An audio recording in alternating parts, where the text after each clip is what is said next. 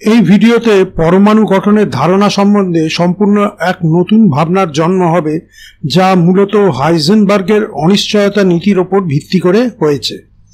এর আগে বোরের পরমাণু মডেল বা বোর সমারফেল্ডের পরমাণু মডেলে আমরা যে প্রধান খামতির কথা বলেছিলাম সেটা হচ্ছে যে এই মডেলগুলো হাইজেনবার্গের অনিশ্চয়তা নীতির পরিপন্থী। 1927 খ্রিস্টাব্দে প্রথম বিজ্ঞানী হাইজেনবার্গ তার নীতি প্রকাশ করেন। তার নীতি অনুযায়ী যে কোনো বস্তুর অবস্থান যদি সঠিকভাবে জানা যায়, তাহলে সেই বস্তুর ভরবেগ সম্বন্ধে আমরা সঠিকভাবে জানতে পারবো না, অথবা যদি সেই বস্তুর ভরবেগ আমরা সঠিকভাবে নির্ণয় করতে পারি, তবে সেই বস্তুর অবস্থান আমরা সঠিকভাবে জানতে পারবো না। এর অর্থ এটাই যে কোনো বস্তুর অবস্থান ও ভরবেগ একই সঙ্গে সঠিকভাবে জানা সম্ভব নয়। হাইজেনবার্গের এই নীতি একটা অসমতা বা ইনইকুয়ালিটি দ্বারা প্রকাশ করা হয়। Delta x into delta P is greater equal to h/4 পাই। এখানে ডেল্টা এক্স হচ্ছে বস্তুর অবস্থানের অনিশ্চয়তা আর ডেল্টা পি হচ্ছে বস্তুর ভরবেগের অনিশ্চয়তা। এইচ হচ্ছে প্ল্যাঙ্কের ধ্রুবক। অবশ্য যে কোনো অবস্থাতে বস্তুর ভর এম প্রায় স্থির মানের হয়, তাই এটা বলা যায় যে ভরবেগের অনিশ্চয়তা ডেল্টা পি সমান সমান এম ইন্টু ডেল্টা ভি, যেখানে ডেল্টা ভি হচ্ছে গতিবেগের অনিশ্চয়তা আর এম হচ্ছে ভর। তাহলে এটা দাঁড়াচ্ছে delta x into delta v is greater equal to h/4 pi m. যেহেতু প্ল্যাঙ্কের ধ্রুবক h is equal to 6.626 into 10⁻⁻34 joule second, এটার মান খুবই নগণ্য, তাই ইনইকুয়ালিটি বা অসমতার ডান দিকের মানটা খুবই কম হয়। জাগতিক ম্যাক্রোস্কোপিক বস্তুর ক্ষেত্রে ভর এম প্ল্যাঙ্কের ধ্রুবক এইচ এর তুলনায় অনেকটাই বেশি। ধরে নেওয়া যাক একটা ছোট্ট পিঁপড়ে, তার ওজন কত হতে পারে? বড়জোর 10 মিলিগ্রাম, যেটা হচ্ছে ইকুয়াল টু 10⁻⁻5 কেজি। তাহলে এই রকম ভরের ক্ষেত্রে হাইজেনবার্গের নীতির অসমতার ডান দিকের মান হবে, ওজনটা 10⁻⁻5 বসিয়ে আমরা পাচ্ছি এই মানটা হলো 5.27 ইন্টু 10⁻⁻30। এটা খুবই নগণ্য। অতএব পিঁপড়ে যখন চলাফেরা করে তখন তার অবস্থান ও গতিবেগ দুইটির অনিশ্চয়তা প্রায় নেই বললেই চলে। তার মানে একটা পিঁপড়ের অবস্থান ও গতিবেগ দুটোই সঠিকভাবে মোটামুটি আমরা উপলব্ধি করতে পারি। এবার ম্যাক্রোস্কোপিক দুনিয়া থেকে মাইক্রোস্কোপিক দুনিয়ায় আসা যাক। ধরে নেওয়া যাক একটা ইলেকট্রন যার ভর 9.1 ইন্টু 10⁻31 কেজি।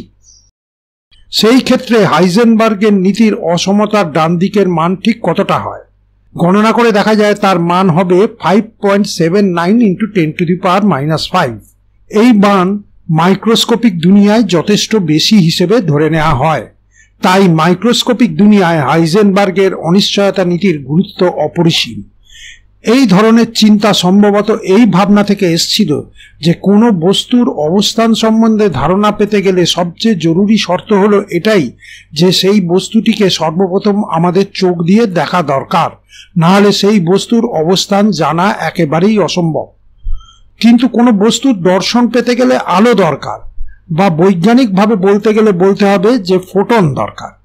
ম্যাক্রোস্কোপিক বস্তু যেমন পিঁপড়ে ফোটনের আঘাতে দিক পরিবর্তন করবে না, কেননা একটা ফোটনের ওজন পিঁপড়ের তুলনায় নগণ্য। কিন্তু একটা ইলেকট্রন ফোটনের আঘাতে অবশ্যই দিক পরিবর্তন করবে, যার ফলে তার গতিবেগ বা ভেলোসিটি, যেটা কিনা দিক নির্ভর ভেক্টর রাশি, তার অনিশ্চয়তা বৃদ্ধি পাবে।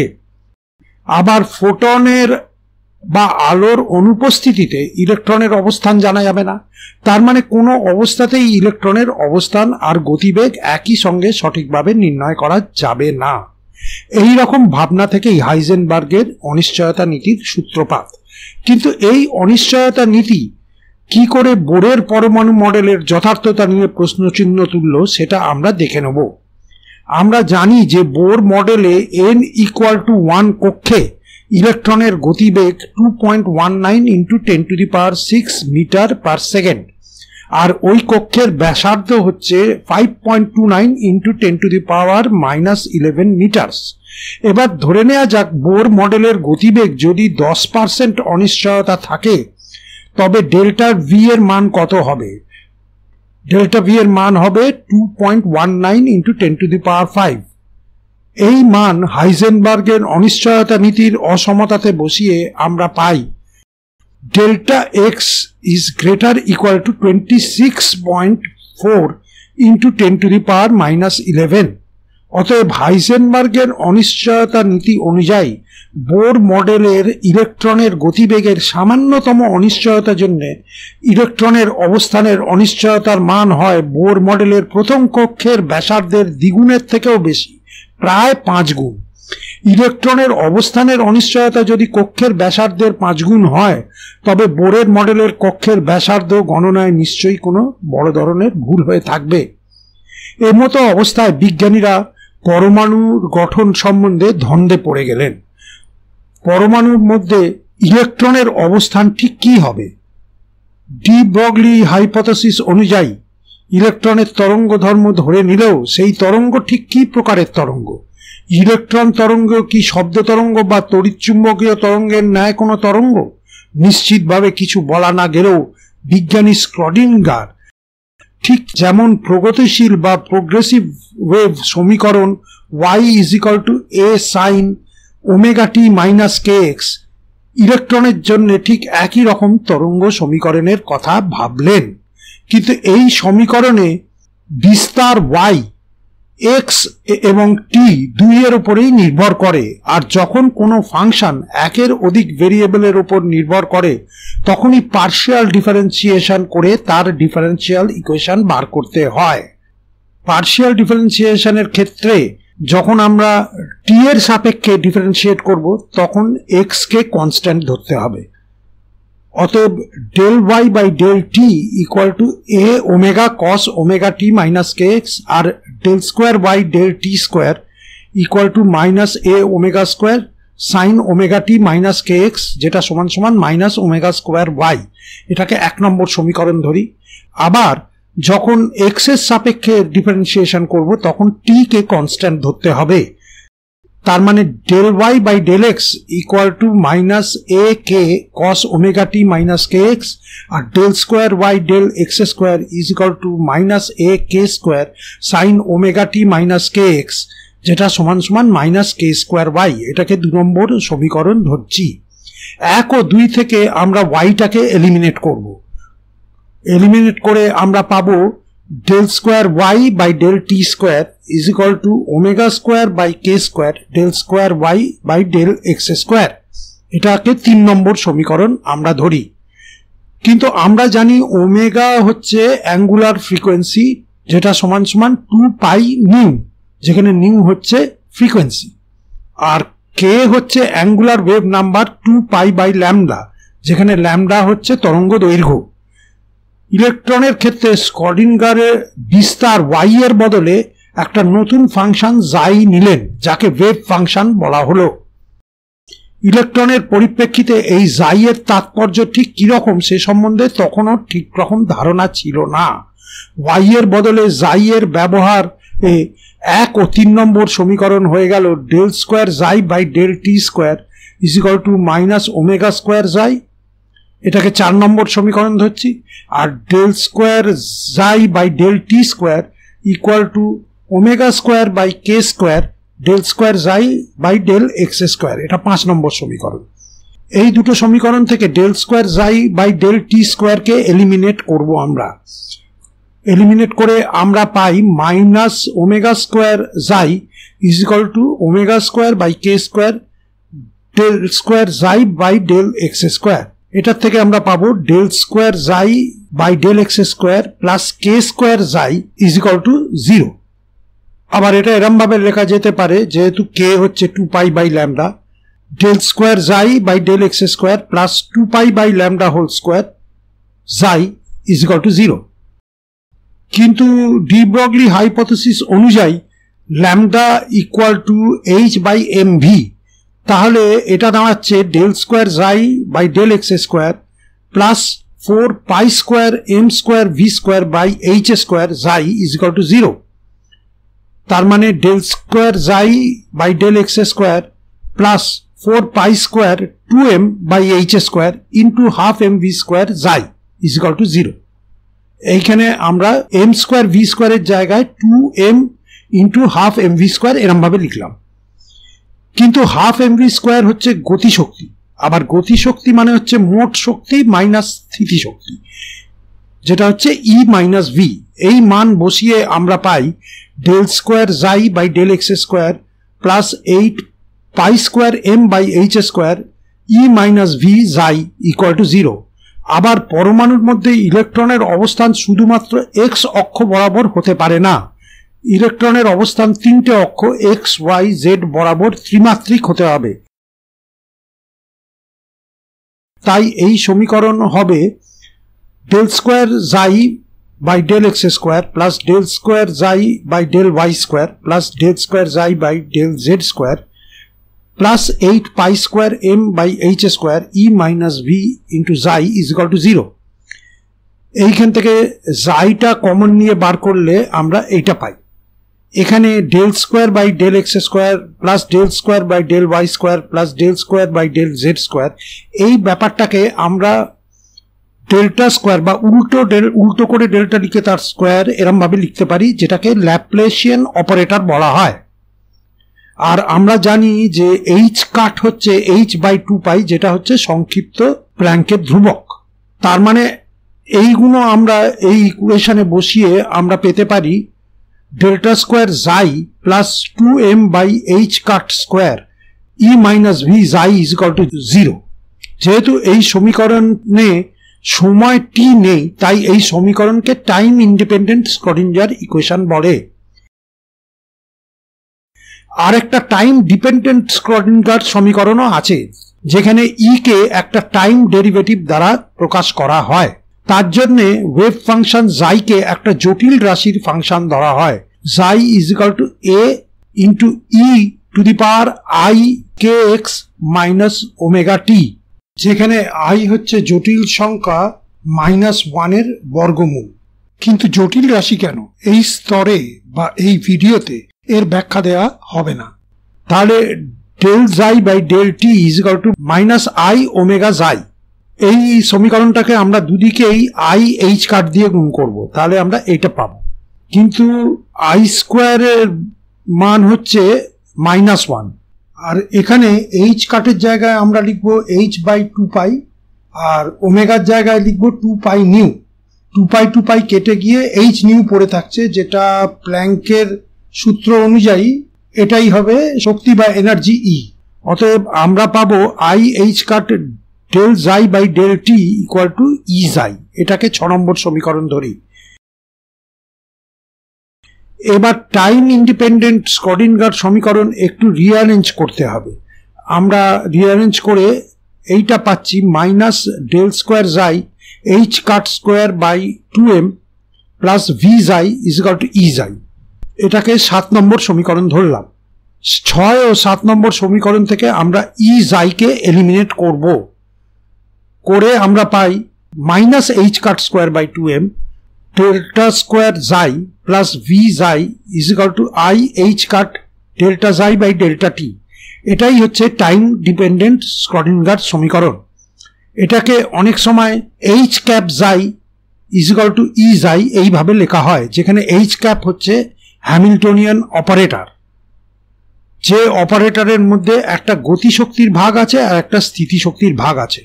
আসলে এই স্ক্রডিঞ্জার সমীকরণ থেকেই ইলেকট্রন অবস্থান সম্বন্ধে পুরো তত্ত্ব পাওয়া যাবে। ঠিক যেমন নিউটনের F ইকুয়াল টু ma সমীকরণ থেকে চলমান ম্যাক্রোস্কোপিক বস্তুর তত্ত্ব পাওয়া যায়, ঠিক তেমন। কিন্তু কি করে সেটা পাওয়া যাবে সেটাই বোঝা যাচ্ছিল না। স্ক্রডিঞ্জারের সমীকরণ ত্রিমাত্রিক স্থানাঙ্ক ব্যবস্থায় ওয়েভ ফাংশন xi কে চিহ্নিত করে। স্ক্রডিঞ্জারের এই xi কে প্রবাবিলিটি অ্যাম্প্লিটিউড বা সম্ভাব্য বিস্তার হিসাবে ভাবলেন, কিন্তু আসলে তার মানে কি সেটা বোঝাতে পারলেন না। এটাকে প্রথমে স্ফেরিক্যাল পোলার স্থানাঙ্ক ব্যবস্থায় রূপান্তর করা হলো, তারপরে এই ফাংশনকে আরো বিভাজিত করা হলো, যাকে বলা হয় সেপারেশন অফ ভেরিয়েবলস। ম্যাথামেটিক্সে এই ব্যাপারটা শেখানো হয়। এইটাকে বলা হয় রেডিয়াল ওয়েভ ফাংশন, আর এটাকে বলা হয় অ্যাঙ্গুলার ওয়েভ ফাংশন। গুরুত্বপূর্ণ ব্যাপার এটাই যে এই ফাংশনগুলো তিনটে কোয়ান্টাম নাম্বার, প্রধান কোয়ান্টাম নাম্বার n, সহকারী কোয়ান্টাম নাম্বার বা অ্যাজিমুথাল কোয়ান্টাম নাম্বার l, আর চৌম্বক quantum number m sub l এর ওপর নির্ভর করে। আর আমরা আগের ভিডিওতে জেনেছি যে এই তিনটে কোয়ান্টাম নাম্বার একটা অ্যাটমিক অরবিটালকে নির্দেশ করে। যখন রেডিয়াল ওয়েভ ফাংশন এর সঙ্গে আর এর একটা চিত্রলেখ বা গ্রাফ আঁকা হলো, দেখা গেল রেডিয়াল ওয়েভ ফাংশনের মান ঋণাত্মক বা নেগেটিভ হচ্ছে, আবার জটিল সংখ্যাও হচ্ছে। তাই বিজ্ঞানীরা রেডিয়াল ওয়েভ ফাংশন তথাপি জাইয়ের তাৎপর্য ঠিক মতন করে বুঝতে পারলেন না। তখন বিজ্ঞানী ম্যাক্স বর্ন এর একটা ব্যাখ্যা দিলেন। উনি বললেন যে জাই জটিল সংখ্যার একটা কনজুগেট কমপ্লেক্স নাম্বার জাই স্টার হয়, ঠিক যেমন জটিল সংখ্যা a প্লাস ib এর কনজুগেট কমপ্লেক্স নাম্বার হচ্ছে a মাইনাস ib। জাই ইন্টু জাই স্টার হলো সেই জটিল সংখ্যার নর্ম স্কোয়ার, যেটাকে এরকম ভাবে লেখা হয়। এটা হচ্ছে ইলেকট্রনের প্রবাবিলিটি ডেন্সিটি বা ইলেকট্রনের পরমাণুর মধ্যে একটা নির্দিষ্ট জায়গায় থাকার সম্ভাবনা কতটুকু সেটা বোঝায়। তাই এই জাই নর্ম স্কোয়ারকে প্রবাবিলিটি ডেন্সিটি ফাংশন বলে। এই জাই স্কোয়ারের সঙ্গে আর এর চিত্রলেখ হাইড্রোজেন পরমাণুর 1s অরবিটালের ক্ষেত্রে এরকম হয়। এই ফাংশনকে আবার নর্মালাইজ করা হয় এরকম ভাবে। এর ব্যাখ্যা হলো এটাই যে মাইনাস ইনফিনিটি থেকে প্লাস ইনফিনিটি অবধি হচ্ছে পুরো পরমাণুর পরিসর, যার মধ্যে ইলেকট্রনের থাকার সম্ভাবনা বা প্রবাবিলিটি জাই স্কোয়ার, আর আর এর গ্রাফের এই যে ক্ষেত্রফল এর মান 1, মানে পুরো পরমাণুর মধ্যে ইলেকট্রন থাকার সম্ভাবনা 100%। এটা সহজেই বোধগম্য। হাইড্রোজেন পরমাণুর 1s অরবিটাল ধরলে জাই এর মধ্যে যে রেডিয়াল ওয়েভ ফাংশন আছে এর বর্গকে ধরে নিলেই হবে। কেন? তার কারণ হচ্ছে 1s অরবিটালের ক্ষেত্রে l সমান সমান 0 আর m সাব l সমান সমান 0। তাই এক্ষেত্রে অ্যাঙ্গুলার ওয়েভ ফাংশন, যা কিনা অ্যাজিমুথাল কোয়ান্টাম নাম্বার l আর magnetic quantum number m sub l এর উপর নির্ভরশীল, সেটা একটা ধ্রুবক হয়ে যায়। তাই এই রেডিয়াল ফাংশনের বর্গকে আমরা রেডিয়াল প্রবাবিলিটি ডেন্সিটি ফাংশন বা লিনিয়ার প্রবাবিলিটি ডেন্সিটি ফাংশন বলি। এই রেডিয়াল প্রবাবিলিটি ডেন্সিটি ফাংশনের সঙ্গে আর এর চিত্রলেখ মোটামুটি এরকম হয়। এখানে আর যখন শূন্যতে অ্যাপ্রোচ করে তখন রেডিয়াল প্রবাবিলিটি ডেন্সিটি ফাংশন ইনফিনিটিতে অ্যাপ্রোচ করে, অনেকটা যেমন radial probability density function 1/r এর সাথে সমানুপাতিক। এটা সেরকম একটা চিত্রলেখ। কিন্তু নিউক্লিয়াস থেকে একটা নির্দিষ্ট দূরত্বে যে সারফেস বা তল পাওয়া যায় সেটা অনেকটা পেঁয়াজের খোসার মতো। এটা বুঝতে অসুবিধা হয় না যে পেঁয়াজের ঠিক মধ্যিখান থেকে পেঁয়াজের খোসার পুরো সারফেস সমদূরত্বে থাকে, কিন্তু পেঁয়াজের ভেতরকার দিককার খোসার সারফেস এরিয়া কম হয় আর বাইরের দিকের খোসার সারফেস এরিয়া বেশি হয়। এটা সবার জানা। রেডিয়াল প্রবাবিলিটি ডেন্সিটি ফাংশনের চিত্রলেখে নিউক্লিয়াস থেকে দূরত্ব যখন কম তখন সেখানে ইলেকট্রন থাকার সম্ভাবনা প্রবল, কিন্তু নিউক্লিয়াসের কাছে সারফেস এরিয়া আবার খুব কম। দেখা যাক এর ফলে কি হয়। আমরা আগেই বলেছি যে radial probability density function 1/r এর সঙ্গে সমানুপাতিক, কিন্তু সারফেস এরিয়া r স্কোয়ারের সঙ্গে সমানুপাতিক। তাই r যখন 0-তে অ্যাপ্রোচ করে তখন রেডিয়াল প্রবাবিলিটি ডেন্সিটি ফাংশন যত আগে ইনফিনিটির দিকে যাবে তার চেয়ে অনেক আগে সারফেস এরিয়া 0-র দিকে যাবে। তখন বোঝা গেল যে সারফেস এরিয়া যদি 0 হয় তবে সেখানে প্রবাবিলিটি ডেন্সিটি থাকা বা না থাকার কোনো অর্থই হয় না। তখন বিজ্ঞানীরা রেডিয়াল ডিস্ট্রিবিউশন ফাংশনের কথা ভাবলেন, যেখানে রেডিয়াল ডিস্ট্রিবিউশন ফাংশন হচ্ছে সেই ফাংশন যেটা পাওয়া যায় রেডিয়াল প্রবাবিলিটি ডেন্সিটি ফাংশনের সঙ্গে সারফেস এরিয়াকে গুণ করে। যখন রেডিয়াল ডিস্ট্রিবিউশন ফাংশনের চিত্রলেখ করা হলো তখন হাইড্রোজেন পরমাণুর 1s অরবিটালের ক্ষেত্রে সেটা এরকম হলো, আর মজার এবং আশ্চর্য ব্যাপার এটাই হলো যে চিত্রলেখে যে জায়গায় রেডিয়াল ডিস্ট্রিবিউশন সব থেকে বেশি, সেই জায়গায় আর এর মান দেখা গেল 52.9 পিকোমিটার, যেটা কিনা বোরের মডেলের প্রথম কক্ষের ব্যাসার্ধের সমান। এইভাবে বিভিন্ন অরবিটালের রেডিয়াল প্রবাবিলিটি ডেন্সিটি ফাংশন আর রেডিয়াল ডিস্ট্রিবিউশন ফাংশনের চিত্রলেখগুলো দেখে নেওয়া যাক।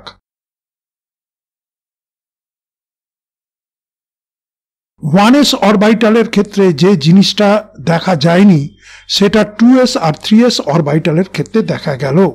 সেই ব্যাপারটা কি না, 2s অরবিটালে একটা জায়গায় রেডিয়াল ডিস্ট্রিবিউশন শূন্য হলো, যার আক্ষরিক অর্থ এটাই যে এই জায়গায় ইলেকট্রন থাকার কোনো সম্ভাবনা নেই। 3s অরবিটালের ক্ষেত্রে রেডিয়াল ডিস্ট্রিবিউশন দু জায়গায় শূন্য হচ্ছে, তার মানে 3s অরবিটালে আর এর দুটো এমন মান আছে যেখানে ইলেকট্রন থাকার সম্ভাবনা নেই। যে জায়গায় ইলেকট্রন থাকার সম্ভাবনা নেই সেই জায়গাগুলোকে নোড বা নিস্পন্দ বিন্দু বলে। এই প্রসঙ্গে একটা কথা না বললে এই আলোচনাটা অসম্পূর্ণ থেকে যাবে। দুদিক স্থির তারের মধ্যে কম্পনের ফলে যে স্থির তরঙ্গের সৃষ্টি হয় তা আমরা পদার্থবিদ্যার তরঙ্গ অধ্যায়তে পড়েছিলাম। এই রকম দুদিক স্থির তারের কম্পনের ফলে যে স্থির তরঙ্গ হয় তার কম্পাঙ্কের মান যা খুশি তাই হতে পারে না, তার কম্পাঙ্কের নির্দিষ্ট কিছু মানই হতে পারে, কেননা দুটি প্রান্তে নিস্পন্দ বিন্দু বা নোড হওয়া বাঞ্ছনীয়। ঠিক তেমনি পরমাণুর মধ্যে যে রেডিয়াল ডিস্ট্রিবিউশন রূপী ইলেকট্রন তরঙ্গর চিত্রলেখ পাওয়া গেল সেটাতেও নির্দিষ্ট কিছু কম্পাঙ্কের তরঙ্গই দেখাচ্ছে। নির্দিষ্ট কিছু কম্পাঙ্ক মানে নির্দিষ্ট কিছু শক্তি, আর এই ব্যাপারটা এটাই আরেকবার প্রমাণ করলো যে ইলেকট্রনের শক্তি কোয়ান্টাইজ করা আছে। এটাও বোর মডেল সমর্থিত। এর পরের ভিডিওতে নোডস এর ব্যাপারে বিস্তারিতভাবে বলবো। অরবিটালের আকার দ্বিমাত্রিক স্থানাঙ্কে ডট ডায়াগ্রাম দ্বারা অরবিটালের আকার নির্ধারণ করা গেছিল। এস অরবিটালের ক্ষেত্রে প্রবাবিলিটি ডেন্সিটি স্ফেরিক্যালি সিমেট্রিক্যাল বা গোলাকার ভাবে প্রতিসম হয়, কেননা এক্ষেত্রে এল সমান সমান 0 আর এম সাবেলও সমান সমান 0, তাই অ্যাঙ্গুলার ওয়েভ ফাংশন একটা ধ্রুবক বা কনস্ট্যান্ট। তাই প্রবাবিলিটি ডেন্সিটি শুধুমাত্র নির্ভর করে রেডিয়াল ওয়েভ ফাংশনের ওপর। তাই এস অরবিটাল সব সময় স্ফেরিক্যাল হয়। 2s আর 3s অরবিটালের ক্ষেত্রে এই রেডিয়াল নোড দেখা যায়। 2s এর ক্ষেত্রে একটা আর 3s এর ক্ষেত্রে দুটো নোড। পি অরবিটালের ক্ষেত্রে এল ইকুয়াল টু 1 আর m sub l equal to 1, 0 অথবা -1 হয়। তাই ইলেকট্রনের প্রবাবিলিটি ডেন্সিটি অ্যাঙ্গুলার ওয়েভ ফাংশনের উপরেও নির্ভর করে। তাই পি অরবিটাল স্ফেরিক্যালি সিমেট্রিক্যাল হয় না, কেননা এটা শুধু আর নয়, থিটা আর ফাই এর উপরেও নির্ভর করে। পি অরবিটালের ডট ডায়াগ্রাম এরকম হয়, এর দুটো লোব থাকে, আর এম সাবেলের 3খানা মানের জন্য এর বিন্যাস 3 রকম হয়। এখানে 2D ডট ডায়াগ্রামে মাত্র একটাই বিন্যাস দেখানো আছে। আবার 3p অরবিটালে একটা রেডিয়াল নোডও দেখা যায়, কিন্তু ডট ডায়াগ্রামে অরবিটালের বাউন্ডারি বা সীমানা ঠিক পরিষ্কার নয়, আর এটা 3Dও নয়, তাই এর জন্য বাউন্ডারি সারফেস ডায়াগ্রাম আঁকতে হয়। বাউন্ডারি সারফেস ডায়াগ্রাম বিভিন্ন অরবিটালের এই রকম হয়। এই বাউন্ডারি সারফেস ডায়াগ্রামের বাউন্ডারি সারফেসের মধ্যে ইলেকট্রন থাকার সম্ভাবনা 90%। এক্ষেত্রে 100% কখনোই নেওয়া হয় না। তার কারণটা কি? তার কারণ হলো পরমাণুর মধ্যে একদম পরমাণুর প্রান্ত অবধি অরবিটালের ইলেকট্রন থাকার সম্ভাবনা ঠিক 0 হয় না, 0-এর খুব কাছাকাছি হয়। তাই বাউন্ডারি সারফেস আঁকার সময় 100% নেওয়া হলে সব অরবিটালের আকার আর পরমাণুর আকার এক হয়ে যাবে, সেটা একদমই অবাস্তব হবে। তাই জন্যে বাউন্ডারি সারফেস আঁকার সময় ইলেকট্রন থাকার সম্ভাবনা যে বাউন্ডারির মধ্যে 90%, সেই বাউন্ডারিকেই নেওয়া হয়।